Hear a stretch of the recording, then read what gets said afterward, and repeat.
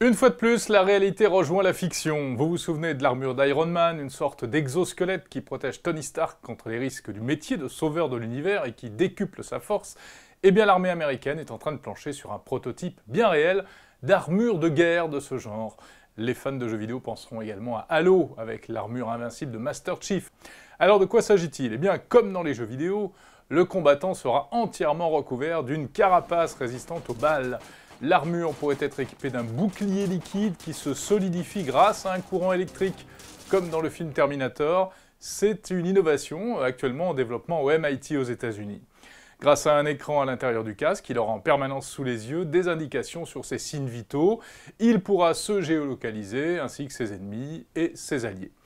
La seule chose que ne pourra pas faire cette armure, précise l'armée, contrairement à celle d'Iron Man, c'est voler.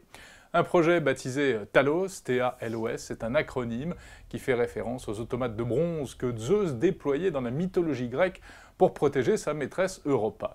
Alors le projet Talos a été initié par l'amiral McRaven, qui avait dirigé l'opération contre Ben Laden en 2011, et pour le mener à bien, ce projet, le Pentagone a fait appel à plusieurs universités et entreprises spécialisées aux États-Unis.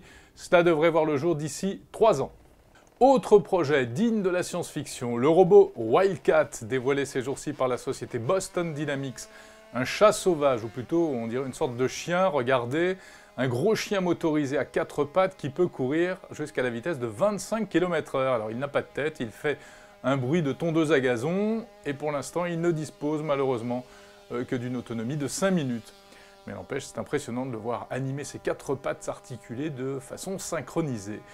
C'est un prototype de l'Agence des projets avancés de la défense américaine. On ne sait pas trop pour l'instant à quoi ça va servir. Peut-être à des transports de matériel ou à des missions de surveillance. Mais en tout cas, cela montre que de grandes avancées sont à attendre en matière de robotique dans le domaine militaire.